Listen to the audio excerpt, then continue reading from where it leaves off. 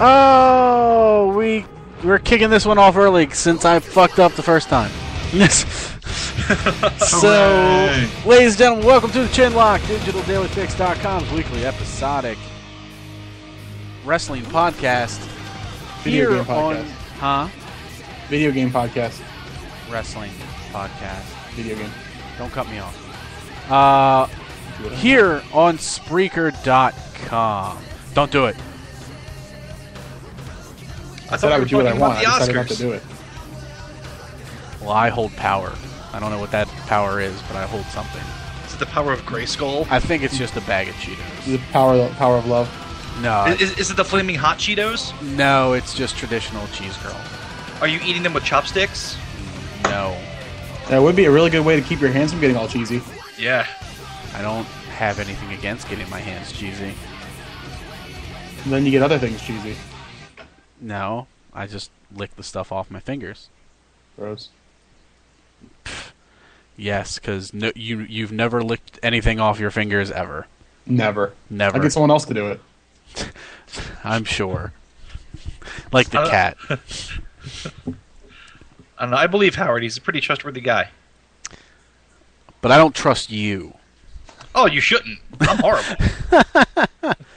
I trust me. I mean, who do you think framed Jack Swagger? The Rock via satellite.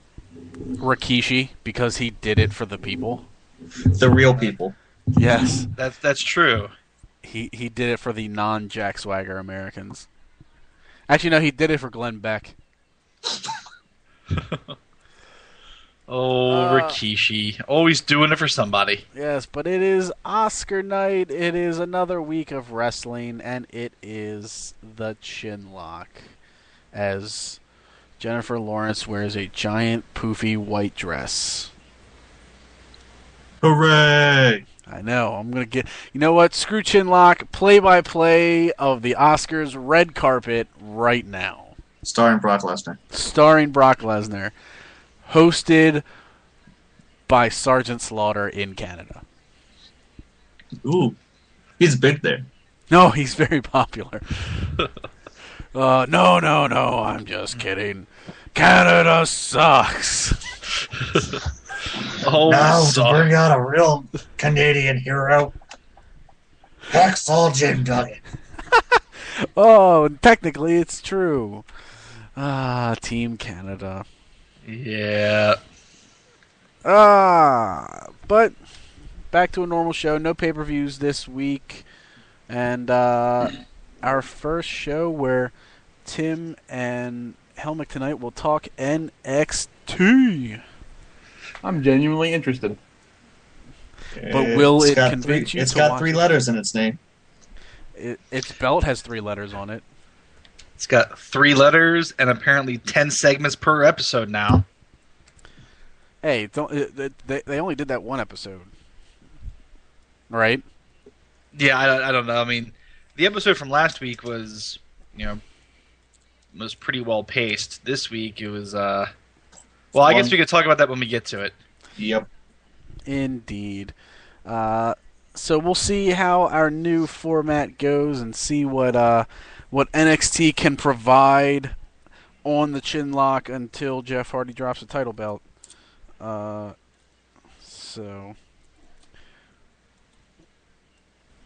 Yeah.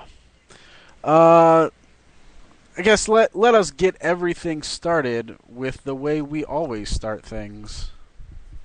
The end of the show? Yep, the end. And, but he means...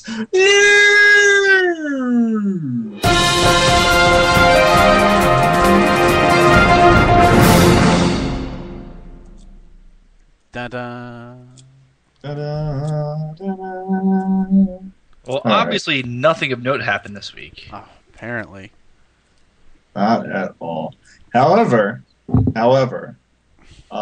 Chris Jericho is going to be taking some time off for a few weeks to tour with Fozzy in Australia, and he's said to be back by WrestleMania, and his rumored match might be against Dolph Ziggler.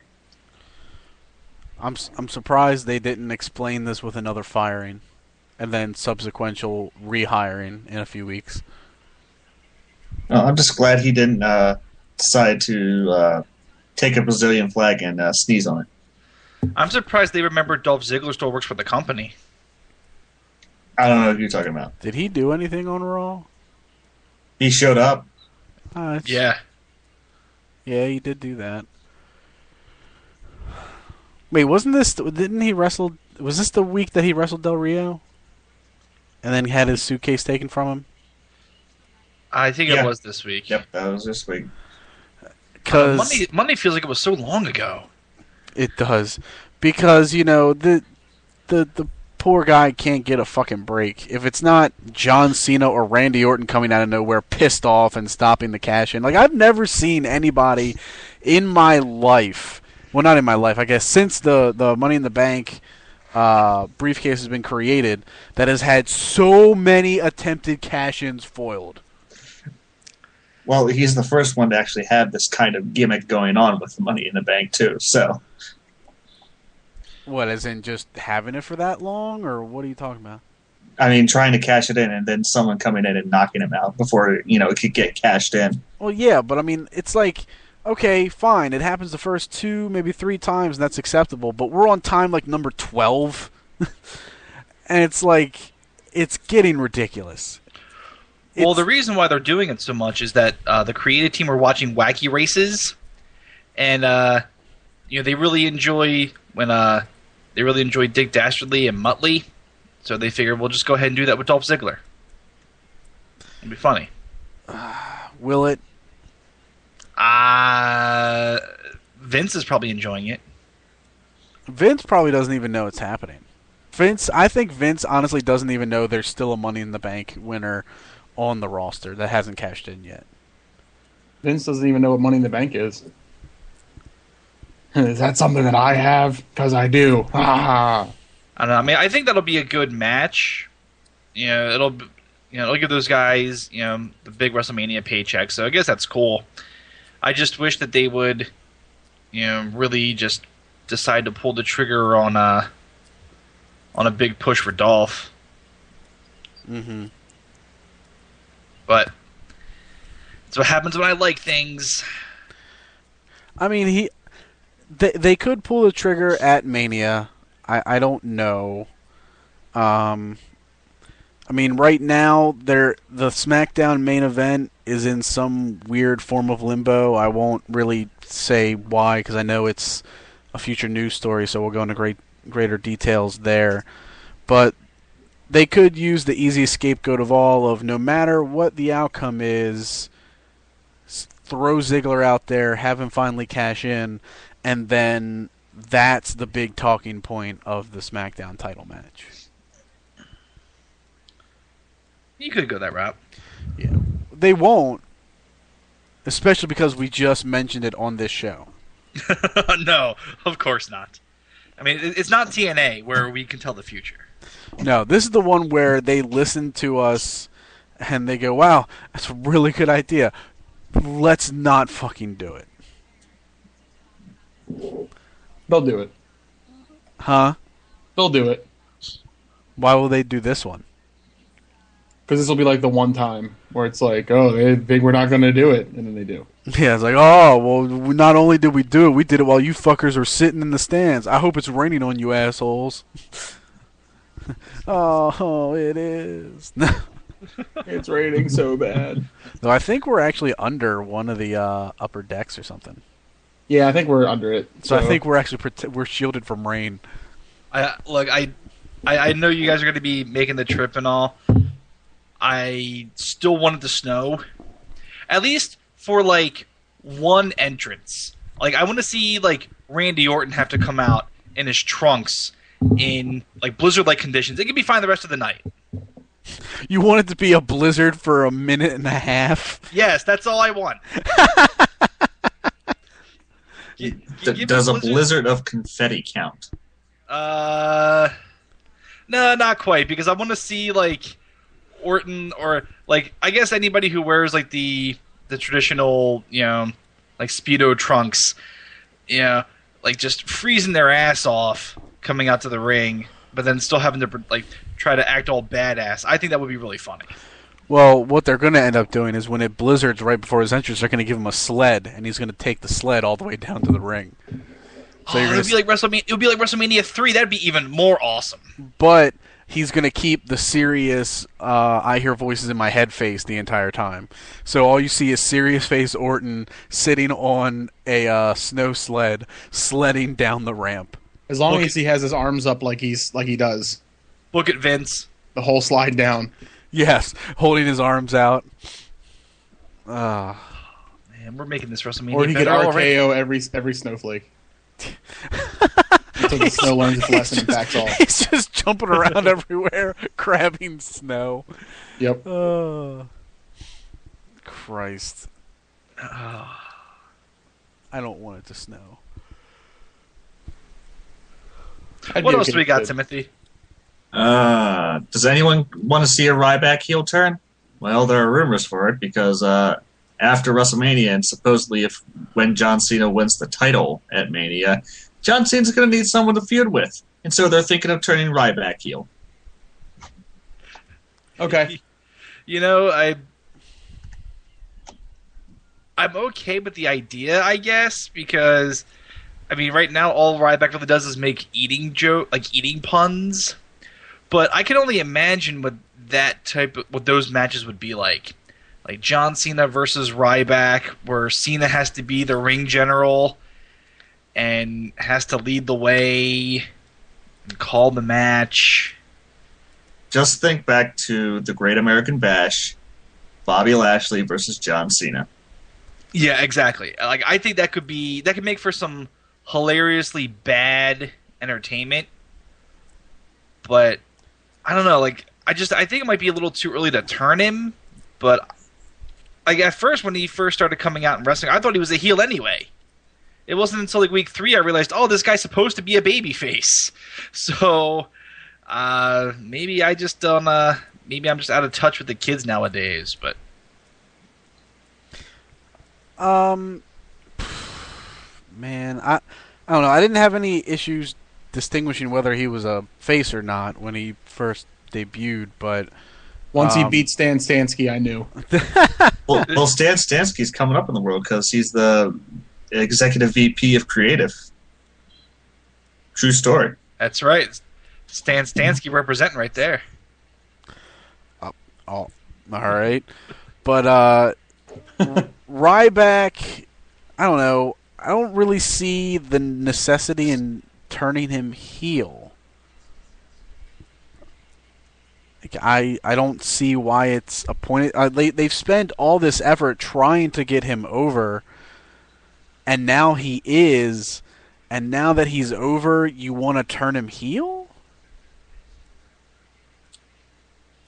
Well, John Cena's got to have a bad guy to fight. Well, in fairness, he has been getting the shit kicked out of him on pay-per-views for the past 4 months by the Shield.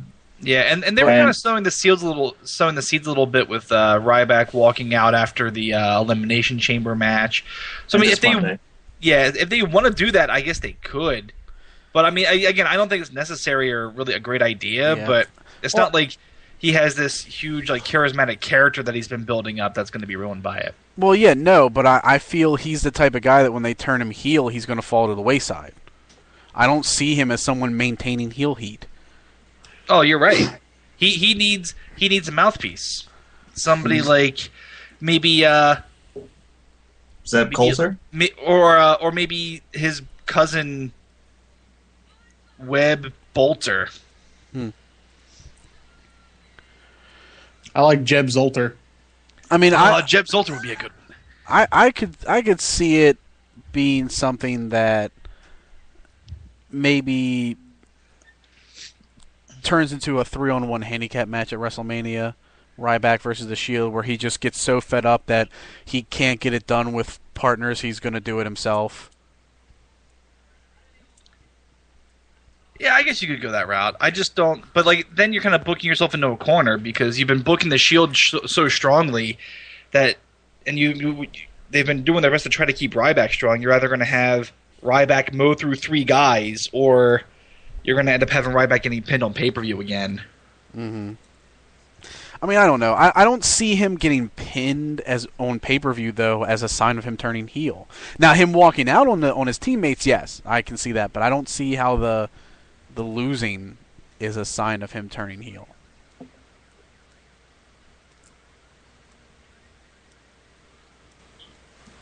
Well, Anyway, I don't know. I don't think they're I going don't to. You know, It's nuts. Okay. I mean- No, I was expecting maybe Tim to elaborate on why he no, thinks that. no, because I wasn't really saying that it was the. But that was the first. even though I point you said made. it, but Even I so, wasn't okay. saying it was the main point. so I was waiting for I was waiting for Tim to say. I'm like, Yeah, that's what I was waiting for. It's like that was his first. That was the first point he made out of his mouth, and he's just like, so let's just move on next story. Let's just move on to that. Undertaker made an appearance at a house show this weekend. No, he didn't. Surprise! He didn't do that. I can't find any of it on YouTube. WWE didn't tell me, so no. Really? Just squash my dreams. Why don't you? WWE, so WWE the- put it on so tout. But I was going to say they actually posted it on their website. So did Undertaker actually wrestle at this show, or did he just make like a? Yeah, he was in a tag team match with Sheamus, and he wrestled Wade Barrett and Damian Sandow. So And of course every- Wade Barrett and Damian Sandow won, right? No. Oh, I don't know. I don't have the results in front of me. I'm just saying that Undertaker showed up at a house show. Well, no, they Damn it. didn't. They didn't win. They actually, I guess because Undertaker was there, WrestleZone decided they wanted to post the results for the house show.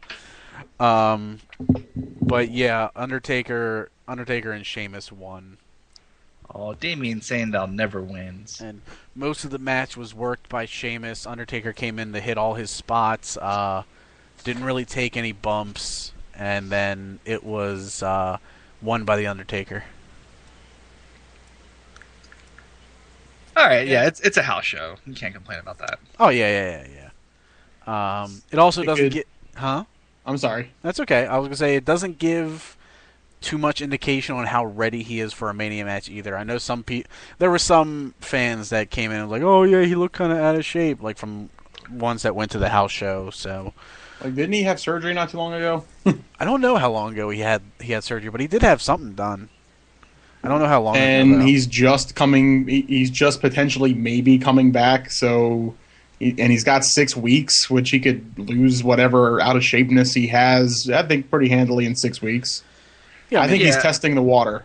he's also 48 years. Yeah, I was old. gonna say the guy's Yeah. pushing 50, and it's not like it's not like he's rubber Ric Flair at this point where where he's going out there in the Speedo trunks. I mean, Undertaker wears full garb that could mask any any physical changes to to a pretty good extent. And I don't know. I mean, the big thing is the guy is healthy enough to to move and to wrestle. So I don't know. I haven't seen any pictures, Yeah. but I mean, as long as he still looks like the Undertaker, I wouldn't have any worries. Yeah, I mean, for the most part, he looks like the Undertaker. It looks like he might have shaved the mohawk away. Like, he might just be bald. But Mhm. that's fine. I mean, Undertaker can rock whatever look he wants, and he's still going to get cheered out the ass. And if he's healthy enough, he's still going to put on good matches. Let's put a turkey costume on him. See if he can get over as the gobbledygooker. Oh, just putting the turkey costume on him. Okay. Well, this isn't the Thanksgiving episode of Impact. Put him in the turkey costume and have him wrestle in a gravy match. This is the Thanksgiving episode of SmackDown. Yep. Well, it's going to be. Oh, okay. Well, if it's going to be, then by all means. But I mean, there's still plenty of time. I think tomorrow will be the indicator on what's going on with Taker, because I think tomorrow Raw's in a location in Texas that's relatively close to his home. So if they really wanted to pull the trigger on anything, I think it's going to be tomorrow, because at this point, at 6 weeks in, it's still far enough out for him to get into shape, and but it's close enough where if they want to do something, they kind of got to pull the trigger now. I don't think 3 weeks or something like that of promotion is going to do it for a high profile Undertaker match. How would you guys feel like if he were a special guest referee? I think if that's all you can do with him, you don't put him on the show at all. Yeah, I don't think you use him either because. Okay, I was just curious because I was thinking about it. Yeah, I, mean, I think if you're gonna do something like that, I mean, it should be after like he already had. It should be like the year after he has his announced last match.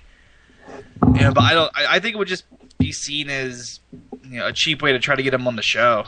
Yeah, yeah. I mean, he gets special guest referee for Triple H Brock Lesnar. Well, I mean, Or I don't Blazer. know. I don't think he's the type of wrestler, and that his gimmick is the type of gimmick that fits coming out in a referee shirt. To me, like it would just look really weird and be. Hey, wouldn't it be cool to see his entire 45-minute entrance with him in a rep shirt? No. But they would do it. Flames, druids, and everything. All for a referee. Yup. I'm going to move on from The Undertaker and talk about Hulk Hogan because he did an interview with Can we talk Fighting... about the Undertaker some more? No, shut the fuck up. Wow. Such anger. So Hulk Hogan did an interview with Fighting Spirit magazine where he talks about he doesn't like Jeff Hardy being the company's champion. He talks about how Dixie Carter runs the company, but if it was up to him, and if he was, and if it was his decision, Bobby Roode would be, their champion still, and because the UK tour would have been great because they would have had a champion who didn't have the drug problems, but he's decided to choose his battles and when to pick up for people. Man, I agree completely with Hulk Hogan. I was about to say, you feel pretty weird agreeing with Hulk Hogan, don't you? Yeah, because I mean, and it's weird because he's not saying I should be the champion, and that's what I was expecting when I first heard Timothy say Hulk Hogan's name. That is, yeah. I mean, I guess I'm glad to see that Hogan has faith in Bobby Roode now after a couple of Bound for Glories where they messed up that whole thing. So I guess it's better late than never. But yeah, obviously I don't like Jeff Hardy very much, so I'm very happy to hear that. Though I'm sure this has no effect on Dixie Carter and how long she wants Jeff Hardy to be champion. Yep. Poopy. I don't like Call me Dixie. Yes, call Timothy Dixie. And finally, the big story this week. Jack Swagger is a dumb motherfucker. Swagger getting locked up by the police. No, I think it should be Swagger. Yeah, or whoa, Swagger, whoa. Because he got caught with marijuana in the back seat of the car he was driving by the police. And then Glenn Beck went on TV and said something completely stupid about the WWE and possibly saved Jack Swagger's wrestling career in WWE. Do tell. Okay. Beck went on his Foreman network and said, quote, you're making a villain out of what? Probably 80%, talking about wrestling, probably making 80% of your audience who's tired as it is of being miscast, said Beck on his radio show Friday night. And WWE had offered to allow him time to air his issues in the ring, unedited and unprompted by their creatives teams. But Beck turned them down, stating, I'm currently booked doing anything else. I mean, it's and Zeb Coulter and Jack Swagger. Well, you know what? Let me go back. Let's go back to the weed thing first and foremost. Yes. I mean, getting pulled over drunk, it's almost like a friggin' common occurrence for Slap on the hands. people. But the whole weed thing is just the biggest sign of a goddamn idiot. It's like you've been off TV for months after your previous stint in the company being completely, like, a complete debacle, a waste of your own time. They bring you back. They pair you up with Dutch Mantel, a.k.a. Zeb Coulter. They give you an interesting pig-headed American gimmick. They give you awesome new ring music. Yeah, I really like that ring music. And they push you to the moon. Not like you come back, you beat 3 jobbers, and then you become the #1 contender to the World Heavyweight title. And it may not close the show, but they still consider title matches one of the main events. So you are one of the main events of WrestleMania 29 in New York, and you decide to be that stupid as to drive around high at the biggest point of your entire career.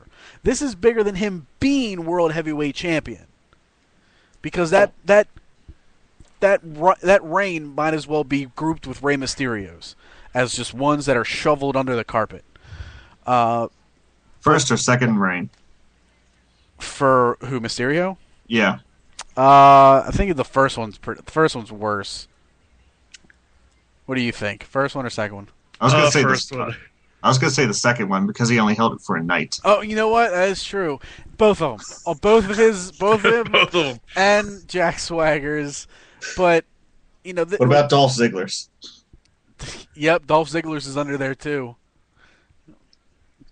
All right, I'm done. All you hear when you lift up that robe is, or when you lift up that rug is, booyaka, booyaka. I'm here to show the world. Swagger. Swagger. Check mic 1, 2. But now he's in a main event with a face champion who's high in the company right now. Never mind. Figuratively speaking. Yes. Zinger. I get jokes. He's pushed well. The crowd is over. He's over with the crowd, so it's going to be a bigger match. It's going to get a lot of build, and apparently early talks was that Jack Swagger was going to win the title. He was going to win at WrestleMania.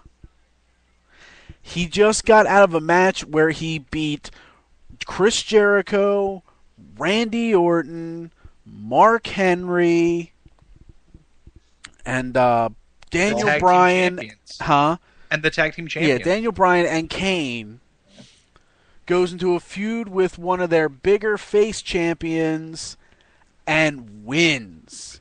He was going to be the big heel champion because John Cena was going to end up winning the WWE title.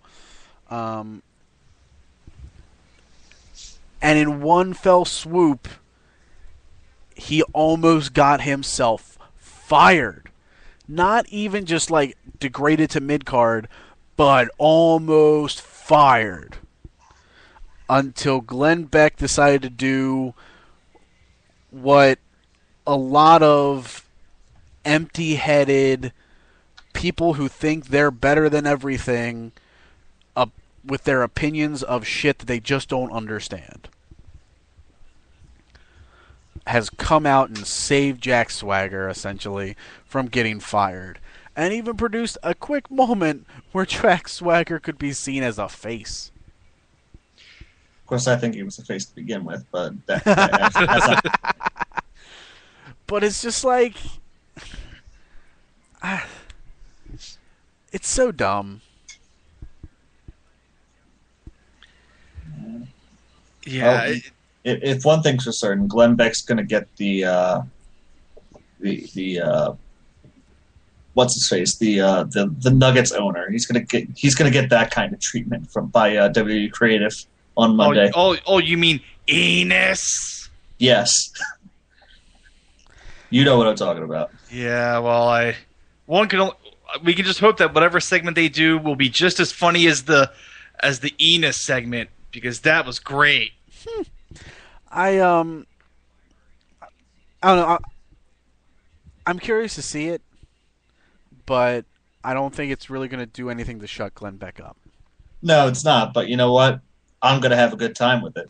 Oh yeah, I'll enjoy it as long as it's well written. I'll enjoy it. But that's the thing. Like and I'm glad you qualify that. Like, if it's well written.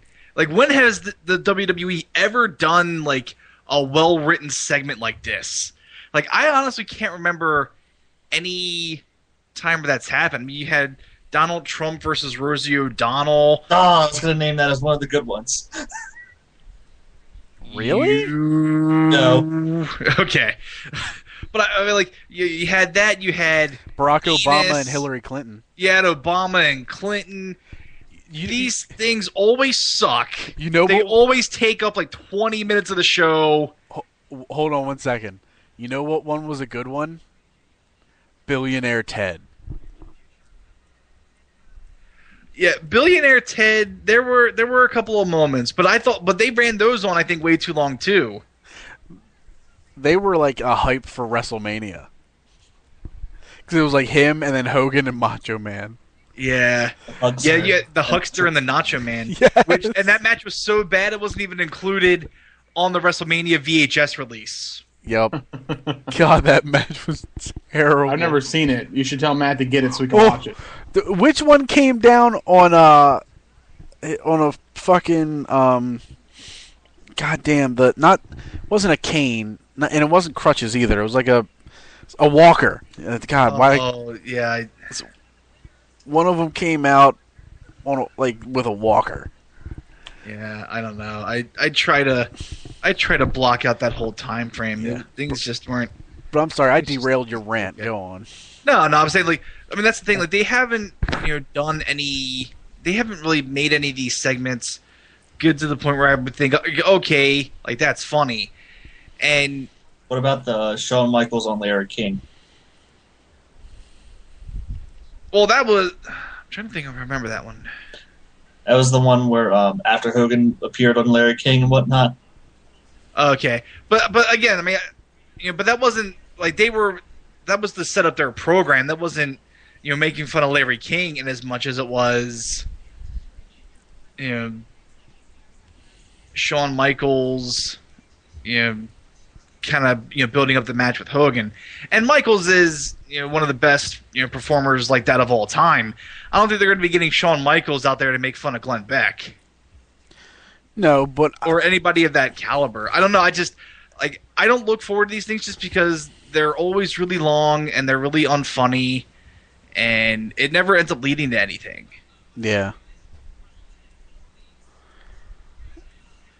Chances are I'll probably fast forward through it on Tuesday. I'm not even gonna lie. I'll give it a shot. I'll give it a shot and see how it goes.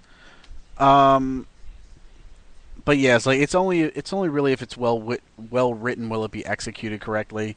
But Glenn Beck is a guy just like any other person that comes along every few years and decides they want to go on their show or whatever they have as a podium and declare how wrestling is nothing but for no one but rednecks, and it's a low common denominator of people that watch it, and they're all stupid, and the show is stupid, and it's classless, and all this stuff, and everything else. I mean, and wrestling may not be the glory program that it was during the Attitude Era. It may not be the hottest thing on television, but it's by far the most degrading and insulting thing on television. It's a program at this point that is, the majority of it is made for kids. It is made for kids to watch and enjoy. Now, it may not be always be on the time that kids can enjoy, but it's there, and that's what it's marketed to. That's why it's PG. And it's got a wide range of fans from age ranges to gender. But there's going to be people that just don't get it. And no matter what you do, no matter what you say or segment you put together, it's not going to beat a message into their heads. So as long as they're doing it in a sense where, oh, we're just doing this to fuck with him and then we're moving on, that's fine. If they're doing it to be like, look, this is our point we're trying to prove, stop being an asshole, Glenn Beck is the last person in the world that's going to go, you know what, you're right. He's a political piece of shit. He's going to continue coming out, burying them. But at the end of the day, he's going to be the one that looks petty because he's the guy that's spending segment after segment every week on his show talking about wrestling.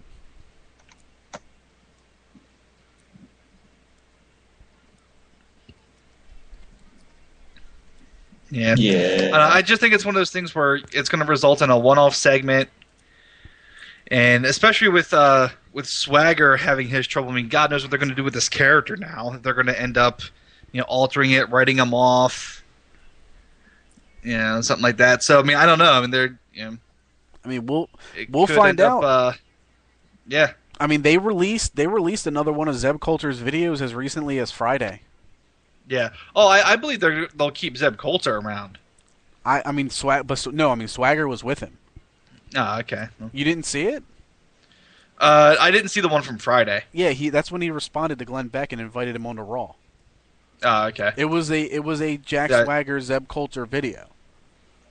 Okay, I just read the headlines that that Glenn Beck was invited onto Raw and he declined. Yeah. But it was, it's another thing where we'll find out Monday. I mean, I feel like if they're going to take him off television, if they're going to take him out of the main event, they're going to do it immediately. It's not going to be something where they decide to run with it on Monday and then execute it 2 weeks from now. So whatever changes they decide to make, are going to be made on Monday. But at this point, I have a feeling since we haven't heard any more rumblings of it, like there hasn't been any more backstage news on the feelings of WWE as it pertains to Jack Swagger. I think he's still gonna be in the WrestleMania main event. It just may be something where either he just loses to Del Rio, or he wins and then immediately loses it to Dolph Ziggler. That's a possibility. Of course, I like the idea of 18 seconds or less. You want him to immediately tap? Yeah. Pretty much we'll know because I'm going to bring a stopwatch to Mania. And if it lasts more than 18 seconds, then it just means we actually have a match going on. He just throws his stopwatch to the ground. Ah! Well, no, that's when I'm going to yell in the crowd. It's like, hey, we have a world title match this year, fellas. Hopefully the lady from last year is up right next to us. Punk his face! You know what? Maybe Glenn Beck should be introduced to Dave Schultz. Maybe they should just have Mark Henry come on his show. Oh.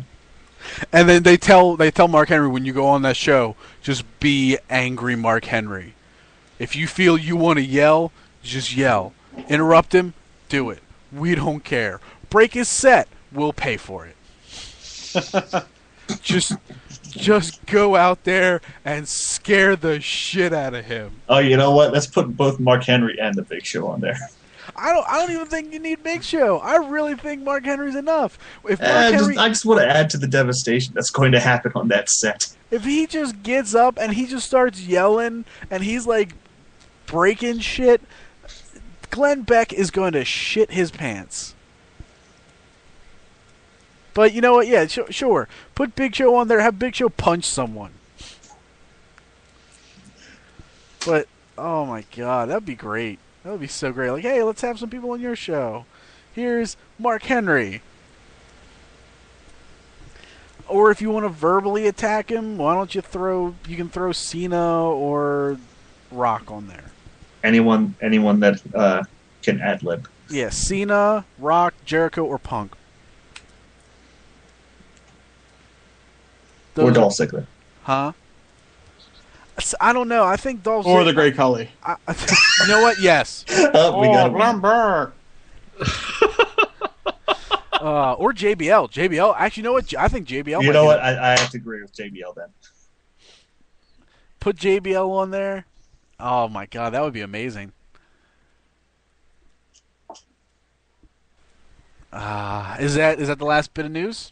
Yeah, that was Okay. the main event of news. Fair enough.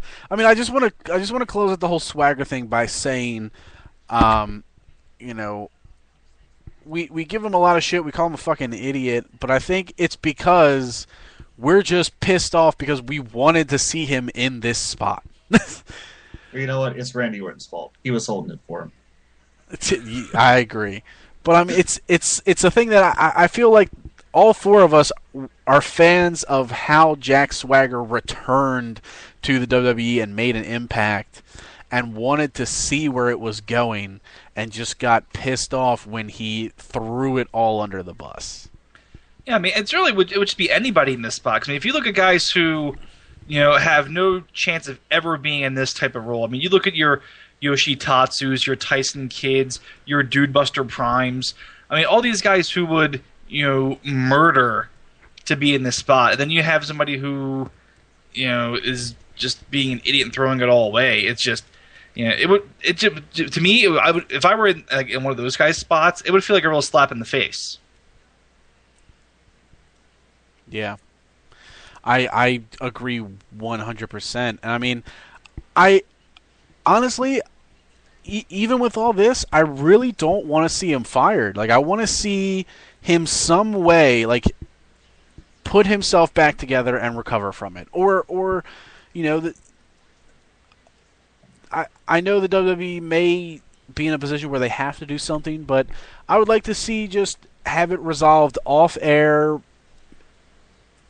privately between the two of them, the company and Jack Swagger, and then just go out and do their thing. Like, I would just like to see him be able to move on from this. I completely understand if he needs to get fired or if he will get fired, but part of me hopes that somehow he recovers from it and is no worse for wear down the road. I think it would be interesting to see if they turn it around, even if he lost terribly at WrestleMania, which I wouldn't be surprised by if they turn this into some sort of angle with him. Yeah. Especially with Glenn Beck and everything. Indeed. What is this? So Monday Night Raw. That was something, huh? It was a great preview for next week's show. Yeah, it certainly was. There was a lot of stuff hyping for next week. But just some major bullet points for the show. Everything was opened up with a John Cena promo Of all things. of a man coming out and completely unfazed that he suffered an inexplicable loss to the Shield.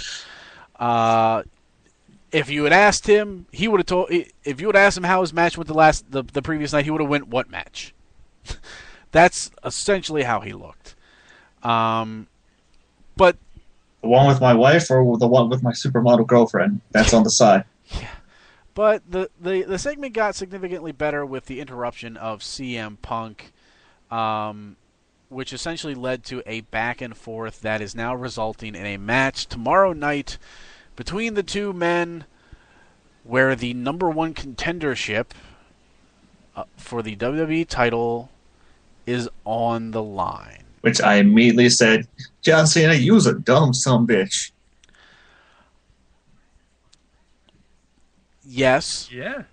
At the same time, I'm curious to see what this is building. Is it building to Yeah. add CM Punk to the match and make it a triple threat? Is it something as a catalyst to give, for Undertaker to come out and cost CM Punk something? Like, who knows? Because I don't feel like this is a match that shows WWE reconsidering their WWE title main event. I see it as they're using this as a catalyst to start something. Well, I mean, I think they could also just be using it to help pop some ratings, before WrestleMania. Plus, I mean, if you don't know what you're doing with Punk yet, and that's always going to be a big match anyway, Punk and Cena. Yeah. So, and the big hype behind it is like Cena's never beaten CM Punk. right, which is why I'm thinking that they'll end up, giving Cena this win to help make him look stronger going into Mania. Yeah, and I mean, after being 0 for like 6, it was inevitable that Cena was going to get a win over Punk. So I'm not really too heartbroken over that possibly happening. No, it's not a problem. I just felt bad for the fans who paid to be at the show this week. Yeah. Yeah, that is because everything on this show was, hey, tune in next week when we're gonna do this. Yes, it was. Let's see. Show got that segment got followed up by Sheamus and Ryback getting an attitude, and then Jericho coming in to create a new 3-man team to take on the Shield later that night. Sin Cara got murdered by Mark Henry. The Miz and Antonio Cesaro is actually becoming a feud I kind of want to see progress. I agree. Yeah, I completely agree. liked what happened. We'll go by all means. Explain. I was going to say that that the pay-per-view Miz was disqualified for accidentally hitting Antonio Cesaro in his nuts with his knee, but then Monday night they had a rematch where the Miz won with the figure 4 because they were playing up the fact that Cesaro had injured his leg at the pay-per-view. So the score, I believe, now is 1-1 between the Miz and Cesaro, and it's giving the Miz momentum to actually possibly taking that title from Cesaro. Yeah, I just liked after their pay-per-view match, Miz was just like, oh, what, I got disqualified, and then just hit him again square in the fruit basket. In the testicular region. Yeah. Yes. And his grapefruits. And then that spot where Cesaro landed like face first into the back of the chair was pretty ridiculous. Yeah, that spot was pretty. That spot was cool. Where that chair got crumpled up like a piece of aluminum. Yeah, and they need to get Ric Flair back on TV so he can show the Miz how to do the figure 4. I was gonna say he don't do so good. No, it's the figure 2.5. Yeah. And it doesn't look good, and I feel bad for all those guys who have to try to go out there and sell this. And I don't come on, I know how to do the figure 4 when I was 7 years old. It's the figure 4. Can you do it now? Well, I don't have anybody to do it to now, but Just get a couple of dolls. Okay, I guess I'll have to go to the doll store. But You do that. We'll wait. Okay. But no, I mean that's it looks so bad, and you would think that if you're going to have some guy go out and do this move on TV in front of millions of people, just at least learn how to do it. Yeah. Yeah. But Kane and Daniel Bryan, they continue to possibly break up. Yep. Which is unfortunate. I mean, it was bound to happen. I actually think they've lasted longer as a tag team than I expected. Yeah. Anyone Yeah, expected, definitely. really. I just wonder what they're going to... I mean, I know at this point they don't care about it, but I wonder what they're going to end up doing with the tag titles. Mania, going to lose to the Shield. Gonna have a storyline about dysfunctionality, losing to a team that actually functions as a unit, and then the Shield gets the Freebird rules. Freebirds rule. I would say that they would. I'm trying to think because I think it would be a better Mania match if it was Bryan versus Kane. See, I'm thinking that they would do something like that, but then again, I mean, I don't know, because there are so many guys you have to get on the show. I mean, you could end up doing like Kane and Daniel Bryan against, Rhodes Scholars, like reunite them, and then just, throw the tag belts on them because why not? Like, I don't know, just Yeah, but why piece them together as a slingshotted last second heel tag team when you already have the Shield as an established heel team? yeah. Again, I don't know what they're going to end up doing with the Shield and I just told you. Ryback. I mean, at the same time, it's like they could do something where Kane and Daniel Bryan degrade so much between now and Mania, they face each other at Mania and they drop the tag titles because they don't want to team with each other, and then you can just have like a 4-way tag match for the belts, and that can either be the pre-show or the opening match. Yeah. Battle Royal. Or that. Oh, actually, you know what? I do like the 4-way match because then the newest formed tag team can win those titles just for being together for about a month. Brodus Clay and Sweet Tea. Brodus Clay and Sweet Tea. Yeah.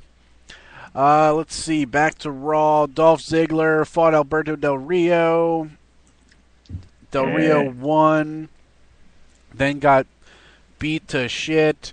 Then they tried to cash in the Money in the Bank, and we talked about it earlier, and it failed. And Well, I'd say at least I would rather it be like that. Like I thought that was a clever way of doing it. I'd rather see that than just like somebody run out and beat up Dolph Ziggler. oh, Ricardo doing that, like that was clever. And if it wasn't, like I said, if it wasn't like the 100th time they had done it, I would react to it better. But I'm just at the point where it's like, just let him fucking cash it in. I'm tired of seeing him with the suitcase. I'm actually tired of seeing him with Big E Langston. I'm tired of just seeing him with people. Why can't Dolph Ziggler just be his own guy and go out there on his fucking own? Because he's stealing the show and your girlfriend. He ain't stealing my girlfriend. Because Big E Langston is what's going to finally get him over. Come on. I mean, I'm sorry. I kept a straight face for most of that. Big And E.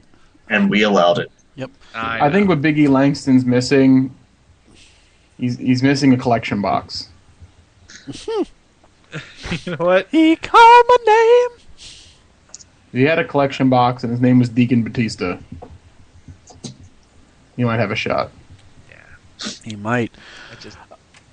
Let's see. Speaking of Sweet Tea and Brodus Clay, they were in a 6-person mixed tag with Naomi against Primo, Epico, and Rosa, where they won.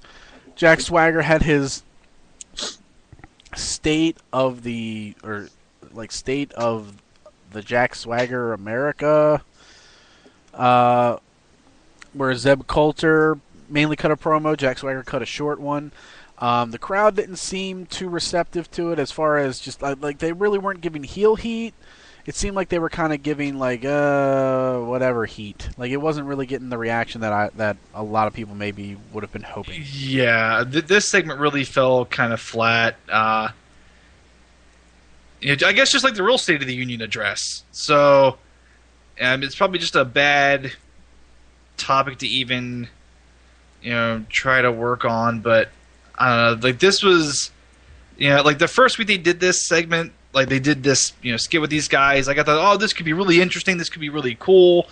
You could have like, some like shades of gray with this character. And then after seeing this segment, I don't know. I just kind of really, like I was pulling back, on the character because it looks like they're just going to be doing a really cartoonish,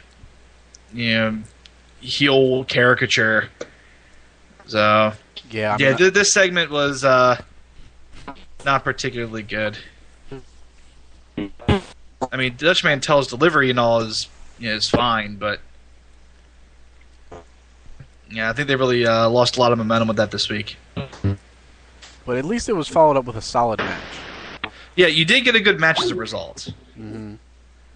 Because you had Jack Swagger versus Daniel Bryan, and in a match that you have Daniel Bryan tap at the end, which I would have figured you've pushed Daniel Bryan as your submission specialist for over a couple of years at this point.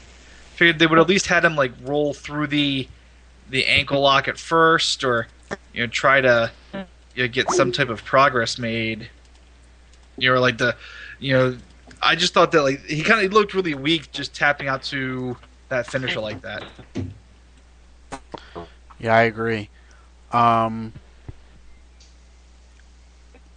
I mean, at least the match itself was solid.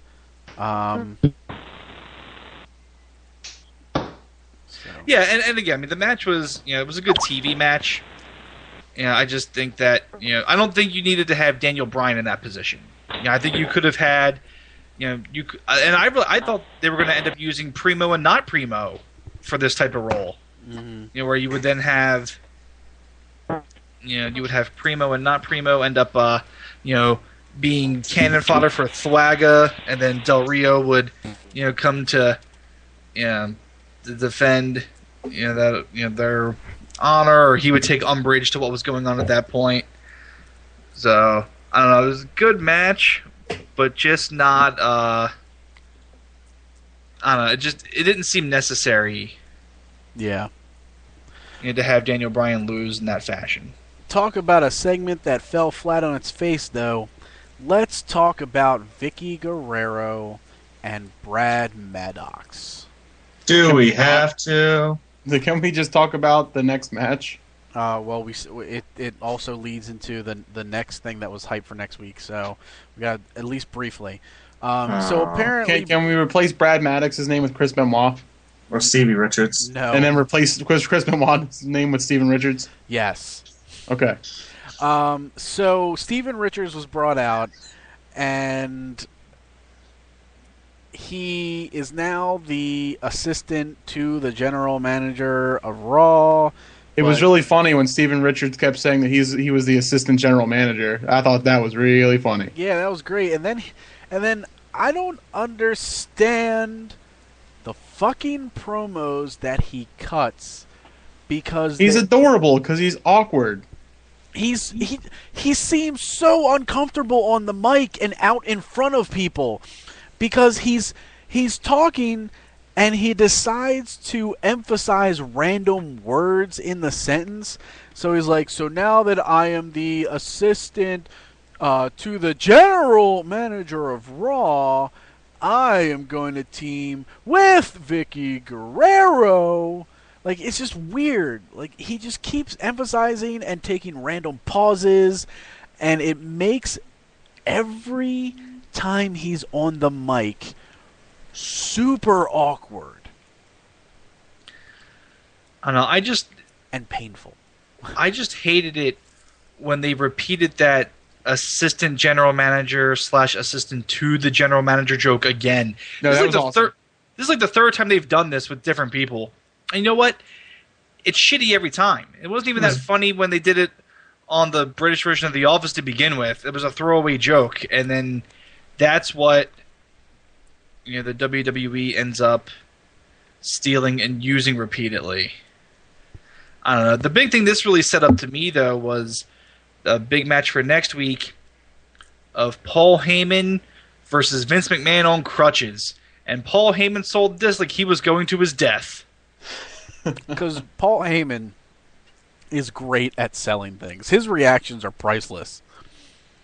I actually loved his reaction to the whole Brad Maddox, Vicky Guerrero thing. Yeah. He's just like, what does this have to do with me? I'm leaving. This is stupid. I'm leaving. And I thought, good for you, Paul. I want to turn this off too. Yeah, I mean, he always has like some of the best things to say at moments, and it 9 times out of 10 it's things that you're actually saying or thinking to yourself. Like another case in point is when The Rock was banned from the building and he didn't come out until Heyman's promo. And Heyman, like, right after I was thinking, how does a ticket get him into the building? Heyman gets on the mic and goes, whoa, a ticket doesn't get you into the building. Yeah. Like, it gets you into a seat. It doesn't allow you to walk down the ramp. Uh, And yeah. that was too good. But obviously, Vince and Heyman is setting up Brock Lesnar's next appearance, and then we're going to find out for sure if it's Triple H or if it's somebody else. I'm still holding on to that Linda McMahon. tiny hope that it's someone else. I'm really hoping. Linda McMahon. So anyone else, right? Almost. Almost. Okay, well, Santino Marella. He's injured, so he's no good. No, he'd be perfect. He'll be back in March, though. He's still no good. Yeah. Alex Riley. Look, let's not do this. Let's not. Oh, Because I was going to say Zack Ryder. Because we gotta talk about the Shield getting over again. This time by defeating Chris Jericho, Sheamus, and Ryback. Are you saying that they're doing this right so far? Yes, I am. Won't last long. We shall see. It'll last as long as they want it to.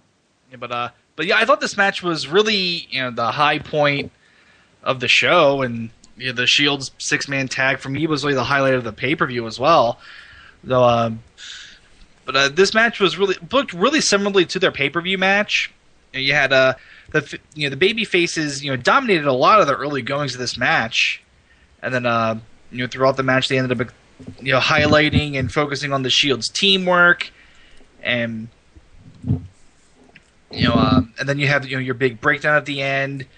They repeat the spot where Roman Reigns spears Ryback, and this time he kicked out of it. He kicked out of the pin attempt, and then Jericho had Dean Ambrose in the walls, and then Seth Rollins came flying in from the side and delivered a knee strike to Jericho and knocked him out for the pin.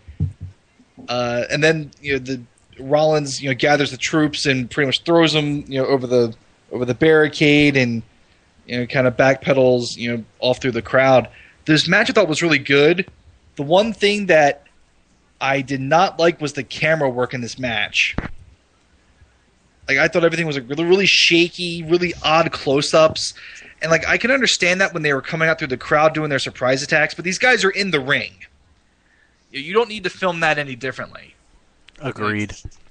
I just thought that it was really distracting, and I had to actually go put my C-bands on. Yeah, but overall, I'm enjoying how they're treating the Shield. They're doing way better than TNA is with aces and eights. And the best part about it is, with every match, with every progressing moment for these three guys, they're gaining more and more popularity in the locker room with writers, with trainers, with all the right people.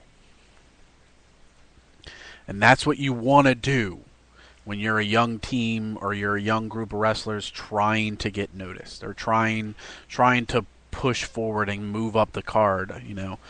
They're establishing themselves as guys that, when this is over, could continue to be major people and major guys in the company. So. Oh no, I mean, they've all been incredible during this run, and I'll tell you, the one guy who's impressed me a lot has actually been Roman Reigns, because he was the guy who was obviously the greenest of the three, and between his work and the way that they've been booking it, they've really been doing a great job of hiding any weakness that any of these guys have. Yeah.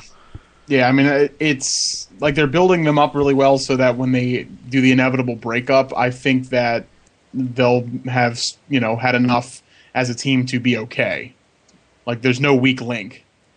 Yeah, exactly. And that's the one thing that I really, really am liking about that too, is that, it's not like most of your other factions where you have, your one big guy and then everyone else is, with him for protection or to look good. They've really done a good job of, plugging and promoting, the teamwork aspect. Well, they also all bring a certain aspect of the wrestling business with them, where Roman Reigns has the look and the intensity.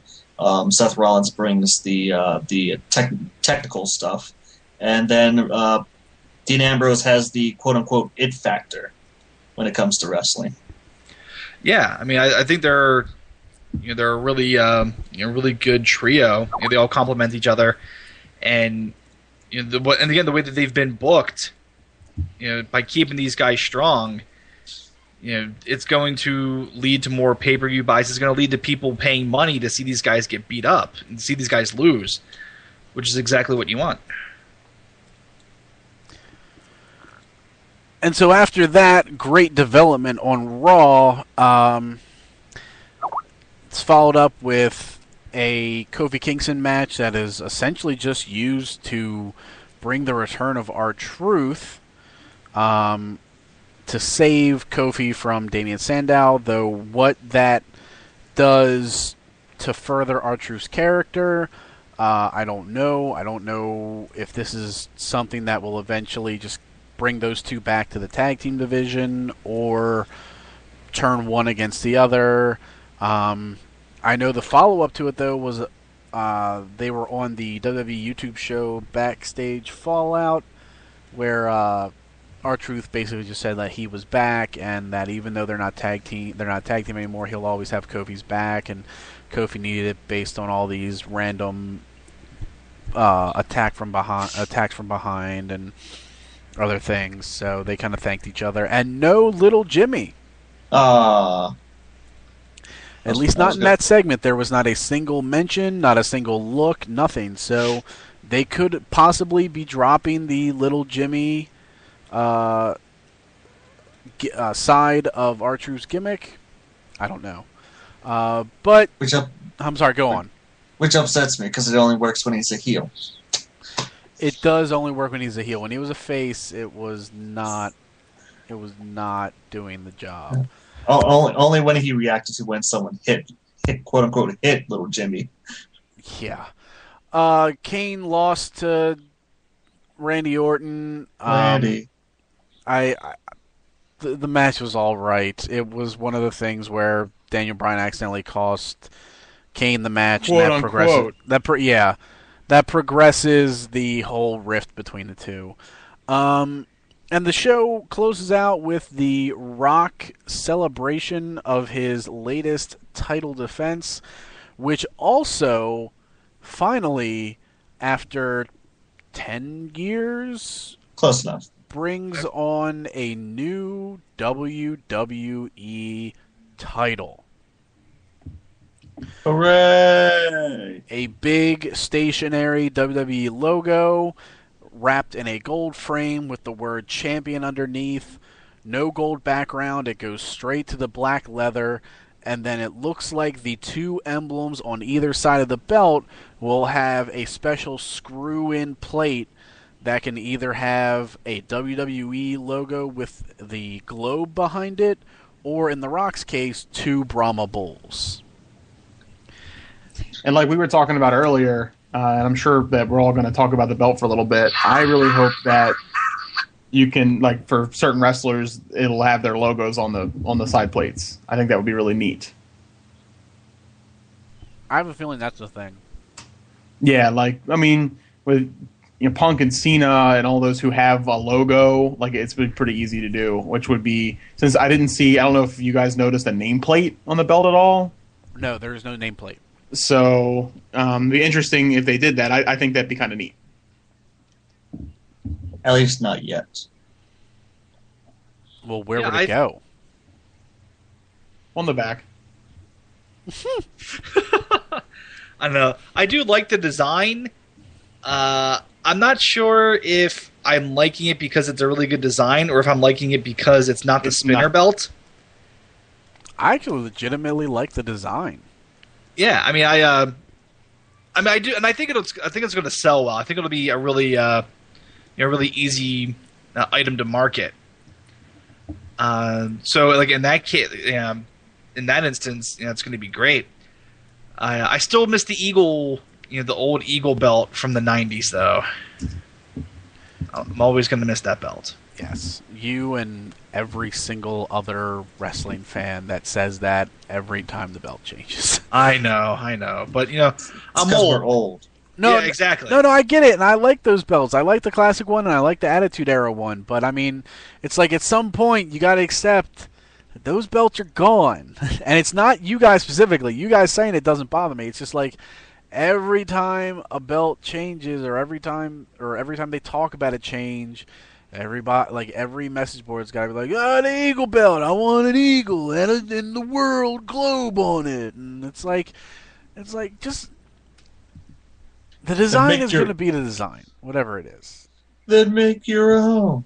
Exactly, and you can do that for a couple grand. Just ask Zack Ryder. But point is, the spinner belt is now gone, and that is definitely a good thing. And CM Punk wants that one. And its and its last appearance on Raw was hitting John Cena in the back of the skull. Yeah. I'd say that was probably the highlight of the show for me. The new belt, or the new belt? Yeah, probably the new belt, because it was unexpected, and while that Shield match was really good, I did just see them wrestle like the night before. Yeah. I mean, it was cool because right before, like when The Rock was making his entrance, it was either Tim, I think it was Tim that just went, new belt? Like just as, I guess more as like a joke, like nobody was really expecting it, but then when they showed the camera pan and you see the podium with something covered in a cloth, we were like, oh, it is a belt! It's a belt! Yeah, because Timothy's on the writing team. He is. Both teams. Clandestine. Yes. But I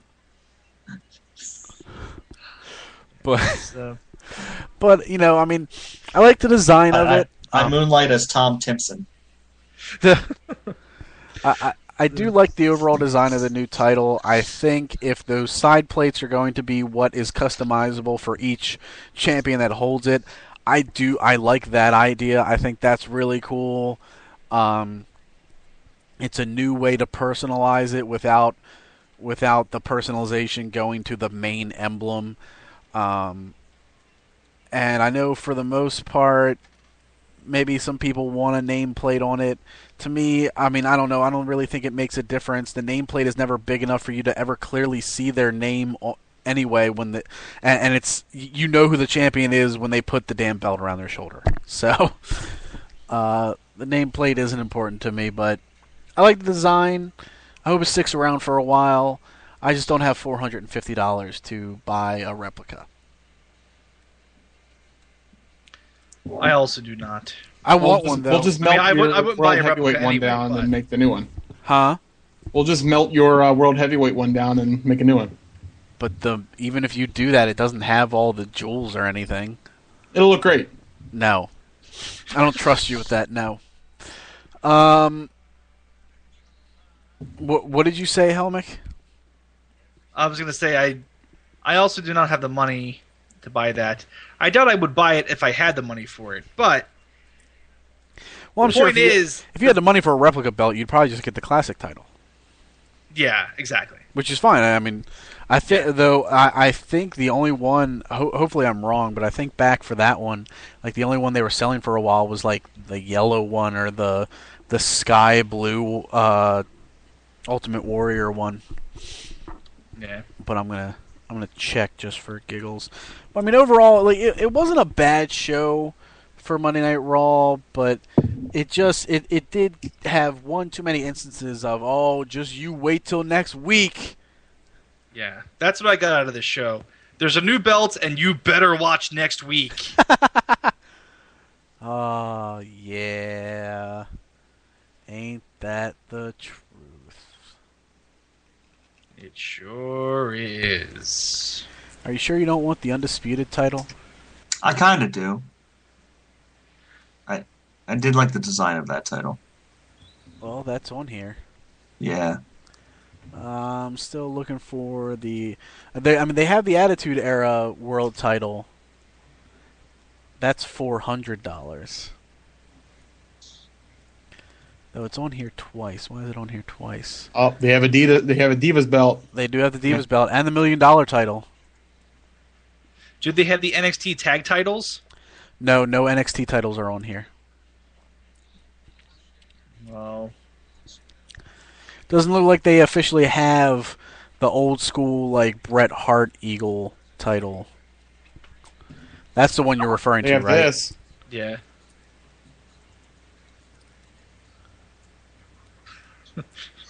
Yes.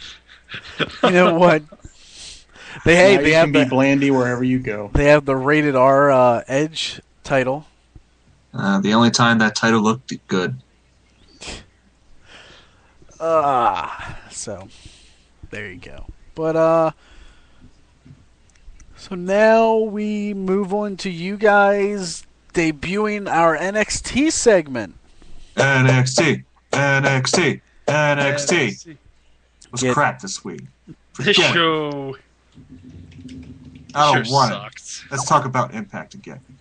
I kid. Well, I mean, last week they had the finals of the tag team tournament, which I thought was a really, it was a good show last week. Things were well paced out. You had a few matches. I mean, none of the matches were going to set the world on fire, but you had a couple interview segments. You had things making progression, and I was taking notes because that's kind of what I do. And there were 8 segments in a 42-minute show this week. Between week, segments and what- matches. What about last week? Last week there were, I think, 4 or 5, Okay. and a couple of them like bled into each other. I had 4. There were 4 actual like divided up segments, and this week you had 8 completely separate things that are going on. Yeah. There was a Yoshitatsu sighting though. There was a Yoshitatsu sign. By the way, if you're in the WWE and you're a jobber on the main roster, it also means you're going to be a jobber on NXT. Yes, that's the one thing that I did learn this week, because Yoshitatsu lost to Bray Wyatt in AKA the formerly known as Husky Harris. in about 2 minutes. 2 minutes time.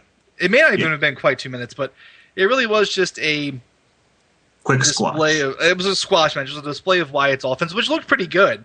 And then after the match, Wyatt yells at his family members, Rowan and Harper, and pretty much gets them to slap each other and talk about, how, they let each other down, and he's disappointed in them. But the Yeah. crowd started chanting Jerry during the segment when they slapped each other. Yeah. And then but the thing is, everything on this show, everything on this episode felt so rushed that right when those guys were starting to fight, he breaks it up, and he's like, "Oh yeah, you guys got it all out of your system now."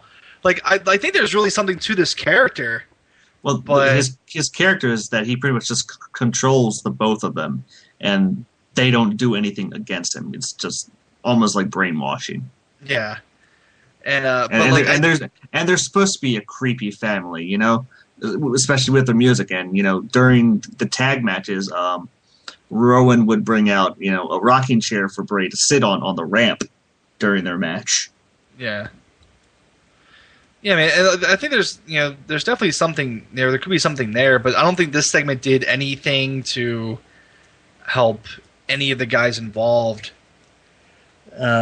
Especially when that whole segment takes about 4 minutes. We then cut to the back where Sasha Banks is giving an interview, and then Because Audrey for the Marie attacks her from behind. Well, that's because the past few weeks Sasha Banks has been getting love letters, because Valentine's Day doesn't just happen on the 14th. It happens over the entire month. And those letters apparently were from Audrey Marie, who I guess was injured or something, and came back and said, "You know what? Fuck this bitch. I'm top bitch, or bottom bitch in this case, I guess." Yeah, that's pretty much the basis for this feud. It was you were on TV while I was hurt, so I don't like you. Yeah.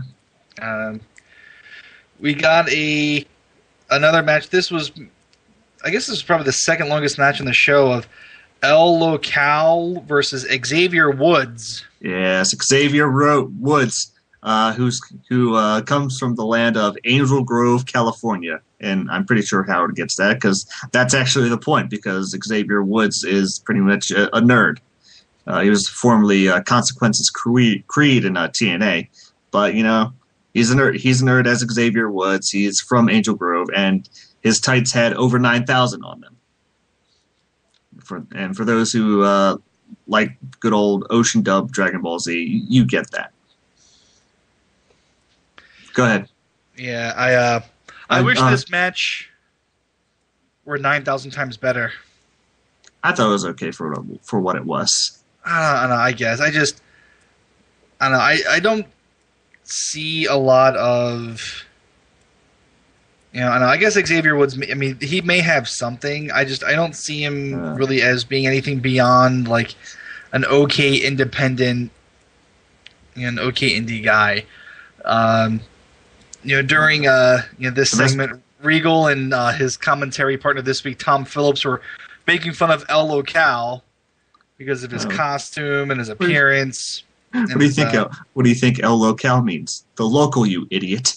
Yeah. So I was like, well, I just thought that you could have probably had, somebody else better to, to put out and showcase. But Tom Phillips is no bueno. He makes. No. I believe Tony Dawson was on last week. Yeah. Okay. Tony Dawson was last week. Let me just go ahead and say he makes Tony Dawson look like Jim Ross. Yeah. It was pretty bad. So after this match, we cut to another 30-second interview segment in the back with the NXT doctor who's talking about Paige's shoulder injury from last week. Yeah. And he says she hurt real bad. She is hurt real bad. Then we got a quick Divas match between Sasha Banks and Audrey Marie. And Audrey Marie won because it was her first night back. Yep. Then we got another interview backstage. And that's how fast this show went. I felt like I was watching a Vince Russo booked episode of Impact. Because you're gonna have to get with Dusty because he's the one who actually writes this show, I think. Yeah, Dusty needs complain to him. And Dusty is also the general manager of NXT. Yeah. That should be pointed out right now. Mm-hmm. Let's see. It was an interview in the back with Summer Rae, who was the ring announcer, and then wrestled Paige and injured her. More so, it's I don't know what her role really is. Is she a wrestler? Is she an announcer? Does she do both? I think she's supposed to be a wrestler eventually, and she's like a less girly version of Michelle McCool, to say the least. Yeah. Okay. Tyson Ring does in-ring segment talking about his energy, his injury.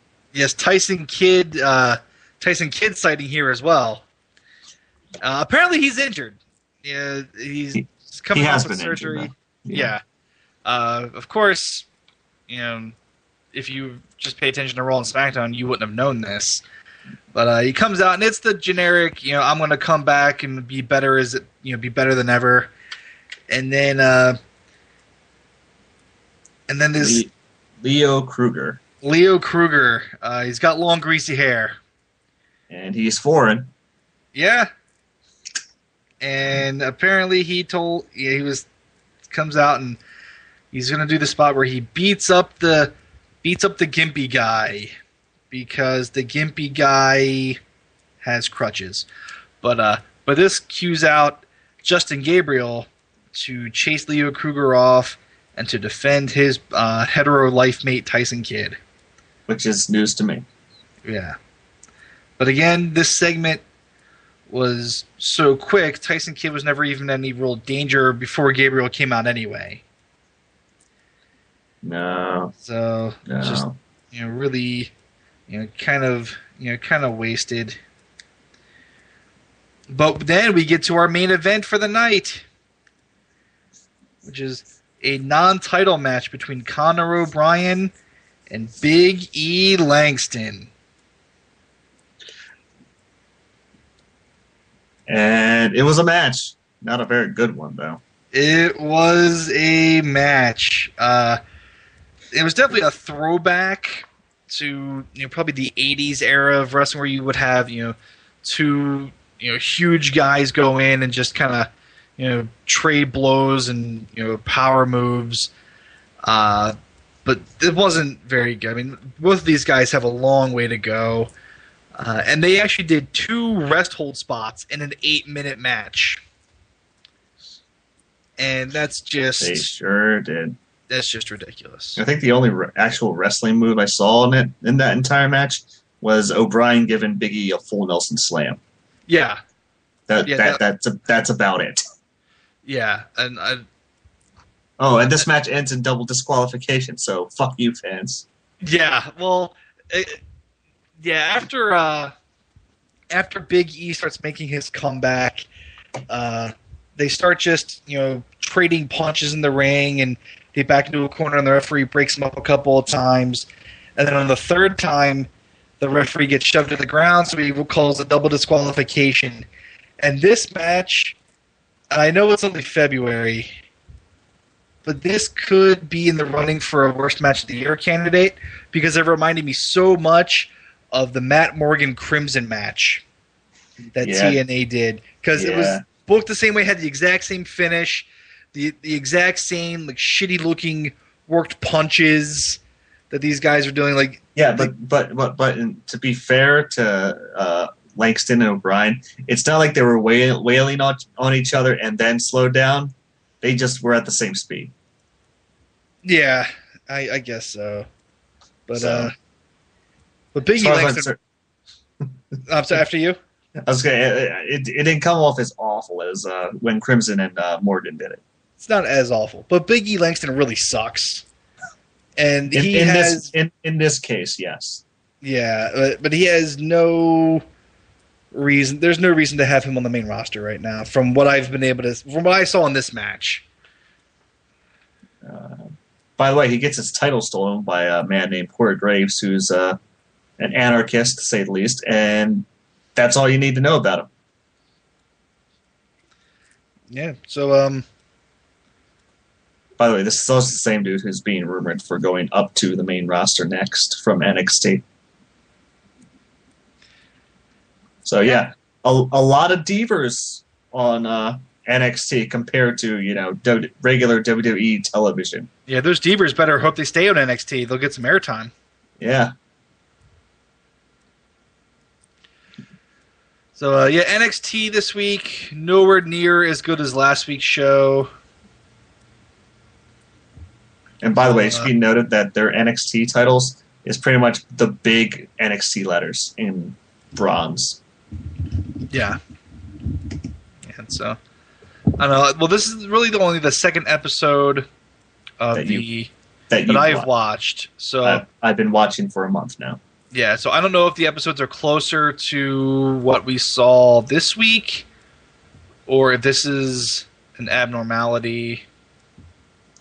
I don't know off the top of my head either, because considering all the tag tournament matches were really good, there was a lot of backstage segments for me to gauge. Right. So, that's NXT. It was a wrestling show. Yep. It figures when you review it, it's not that great. No. Yeah, exactly. It's all Helmick's fault. It is. It's all my fault. I understand this. And I've come to terms with it. Yeah. I've come to terms that I'm ready to move on to SmackDown. Indeed. Alberto Del Rio, he comes out and he celebrates winning the world title, and then but he gets interrupted by Blandy Borton, and says, I'm kind of pissed off losing to Jack Swagger at Elimination Chamber, and I'm going to murder him, whether you like it or not. And when he said that, I figured, why would Alberto Del Rio care whether or not you murder Jack Swagger? Yeah, I also liked JBL's reaction during this. He's like, well, Jack Swagger won fair and square. Randy Orton needs to quit his bitching. He did. That's essentially what he said. But you know what? John Bradshaw Layfield, he knows what he's talking about. He usually does. But Booker T, in his only appearance on the show, I believe, comes out and says, "All right, that's a match. Also, Wade Barrett and Alberto Del Rio will be a match." Saga. Yeah, that's it. Then our first match of the night is No. You gotta talk about Fandango. No, I don't. You just Is did. that guy ever going to debut? Well, they're showing like these vignettes for him, and he's gonna come out and he's gonna be what Brodus Clay was supposed to be originally. Okay, because I keep seeing the vignettes at like 3x speed on my DVR, but I've never seen any of the indicators that he's debuting soon or debuting next week. I haven't seen anything. They just show the same thing over and over. Yeah. I wonder if he's ever going to get a tag team title shot. Because Probably not. Yeah, I guess not. Let's see, what else was on? Sheamus versus Damian Sandow. Yeah, a lot longer of a match than I expected. Than usual when they have matches. Yeah, and I guess I don't know if this is something that they've been, trying to do, or if JBL's doing this on his own, where, his slogan for SmackDown is that we fight on Friday night.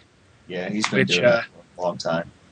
Yeah, which actually I think is, I think they really should adopt that as the show's catchphrase to help set it apart. And so, I mean, the match itself I thought was, pretty solid, entertaining TV match.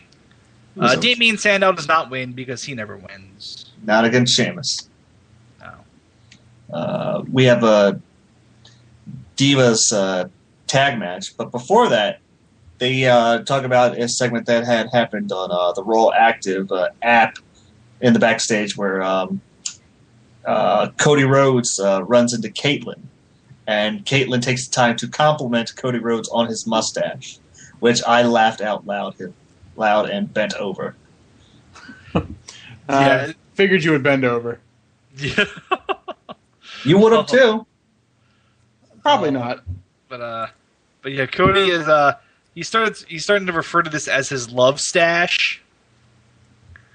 And I don't know, actually I thought they were both pretty funny here because they were both like, they were both acting really awkward.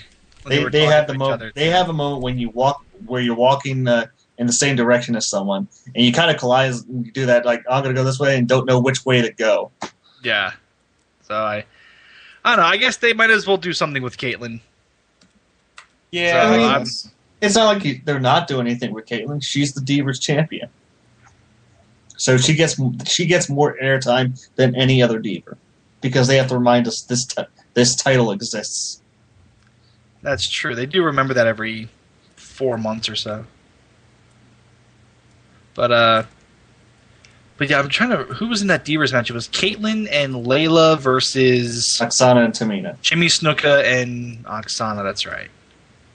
And obviously the faces win. And when they retrieve Caitlyn's belt, Layla takes a few seconds longer than she should have, staring at the title. So I'm going to let you guys figure out what that's going to lead to. I'll give you a hint. It rhymes with nothing. Oh, so something great. Something. Yes, you guys got it right. Yeah, wonderful. I didn't get it at all. I'll tell you when you're older. Good. Zeb Coulter and Jack Swagger. They're coming to the ring before a commercial break for the match, and Wade Barrett comes out and talks about this. Thank God someone's starting to talk about everything that's wrong with America. And Zeb Coulter's like, "Where are you from? Oh, you're from England? Well, you're still a problem with America." And for about 5 seconds, made Wade Barrett look like a face. Yeah, and I'm trying to. I don't know. I think you could have handled that maybe a little differently. I don't know. It just. I don't know if you necessarily need to be making anybody else a part of this feud. I think the way they were doing it with just having him, do things with Del Rio, make like comments toward, them was enough. I don't know. It kind of goes to what I was saying earlier about like, possible shades of gray and like being vague. Now it just seems like they're going really, over the top and almost cartoonish with it. So I mean, it was quick, but I don't think it's a segment that you really needed at all. At least not so soon. Nah. So Jack Swagger has his match with Randy Orton and wins clean as can be, with a roll up. Yeah, and the whole time I'm watching this, I just kept thinking, I wonder how this is going to end up being changed around next week, because they've really been going through a lot of effort to, get Thwaga over, and they've been having him. I think he's pinned Orton twice now in 1 week. So it'll be interesting to see, again, how they approach this going forward. Yeah. The Miz beats Cody Rhodes. Well, I'm really glad Rhodes Scholars broke up to pursue their individual careers. Yeah, yep. Exactly. Yeah, they break these guys up who are really starting to gain traction as a tag team to have them be singles jobbers. Yep. Then there's a match between Wade Barrett and Alberto Del Rio as their main event, and where Jack Swagger and Zeb Coulter are on the stage observing the match for the majority of the time, and I don't remember what else happened in this match. Let's see, I'm trying to remember. I remember Del Rio ends up getting the arm bar on out of nowhere. Oh, that's right, because Swagger was coming down to the ring to do a distraction to Del Rio, and Wade Barrett had rolled up Del Rio, but Del Rio was able to kick out, and immediately, as Wade Barrett was setting up for the bullhammer, Del Rio slapped a cross-arm breaker right on Del Rio, or Wade Barrett. Yeah. So, I mean, again, the wrestling itself is, isn't the problem. I don't know why you need to have, your Intercontinental Champion and your tag champions, getting jobbed. I think you could use other guys in these spots, but again, it's a TV match. It's SmackDown.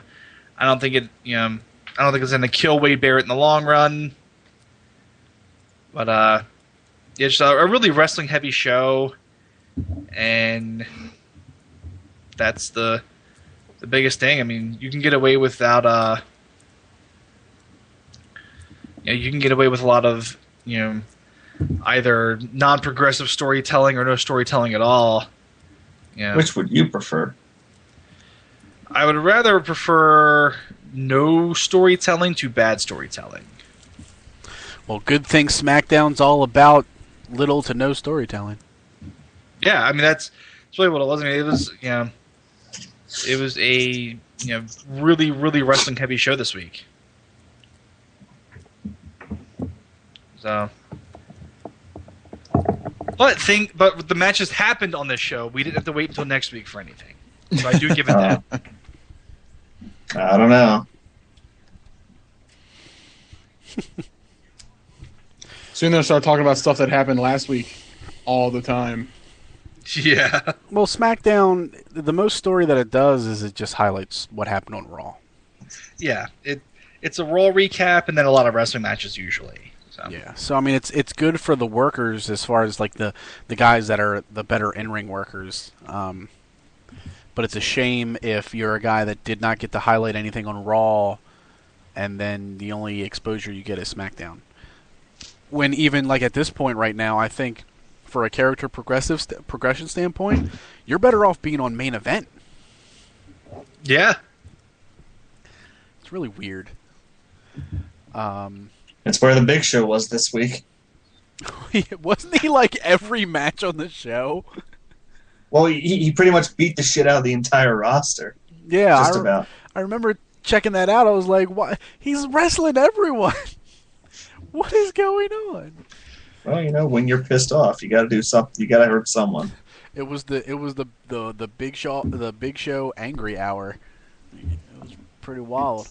I actually think we're gonna hold off on polls one more week because I want to find a way to kind of revamp them, kind of do them a little differently.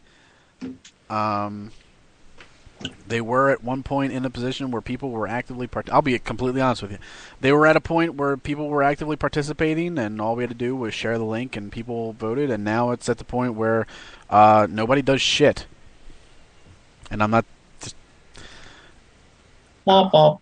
And I'm not going to waste time on our show for something that nobody wants to participate in. So we're going to figure out a way to do it where the polls are basically just developed and winners are determined solely by us. But I'm not ready to do that this week. So we'll put it off a week. We'll put ideas together, and then maybe we'll do it next week or the week after. Sound good? Yeah, sounds like a plan. Sounds like a plan. Okay. So yeah, because if it can't be done right by the unwashed masses, then we do it ourselves. Yeah, take that, Smelly. Yes. It's not my fault. I'm out of soap. You're not the unwashed masses. You're just a massive unwashed. You're us. You're part of us. I included everybody in that. Oh. I even considered Tim washed. That's gotta be You're the wrong nicest- there. Hey, that's gotta be the nicest thing that Brian has ever said to you, Timothy. Today. Yes. Tim, you're washed.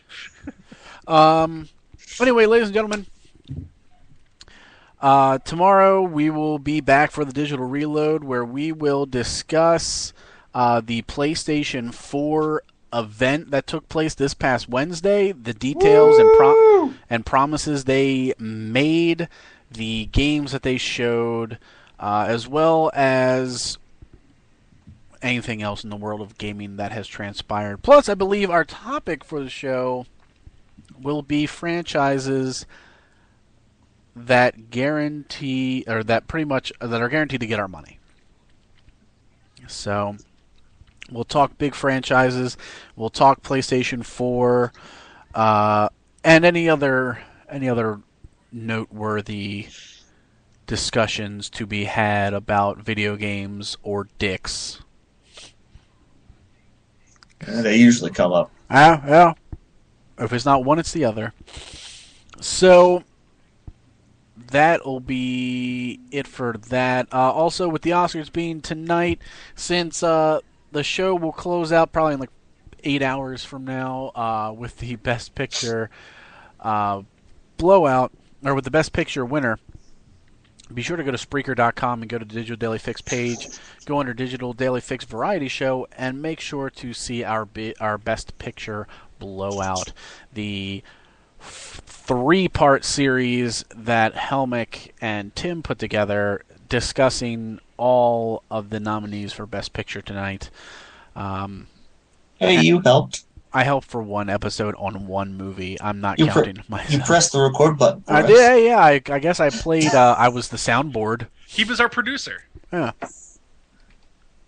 So there you go. I was the producer, and I just typed random things. Did not participate at all. But anyway, so we got that. Anything else anybody wants to push before we get out of here? Nope.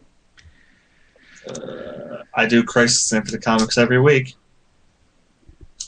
That he does. Timothy does Crisis on Infinite Comics every week. Weren't you supposed to have like a best of 2012 movies, Helmick? I was going to do that, but I didn't really see a whole lot this year, and most of the movies I saw were during the Oscar season. So, and I will say this though, I got a list of movies that I'm going to have to start watching to put together a worst of list. I might even end up doing a worst of like each quarter because this year is off to a banging start. Well, make sure you watch movie 43. I can't. None of the theaters in Austin are showing it. I can't find it anywhere. I've looked. I've even looked as far as San Antonio. Nothing. Well, damn. Yeah. We'll figure something out. You know what? You don't worry about it. Don't put that much effort into it. And no, if I find it in a theater in Maryland, all you gotta do is just fly down or Oh, fly over, I guess. yeah. Then we can have a day of going to see movie 43 and then having a nice hearty meal at Texas Roadhouse.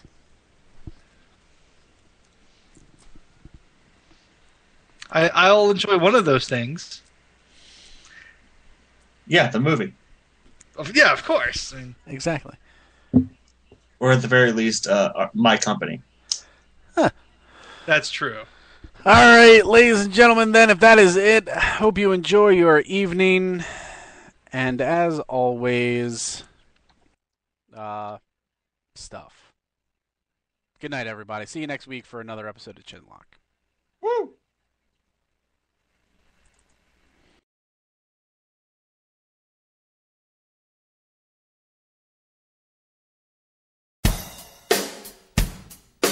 Dead man walking. You've done it now.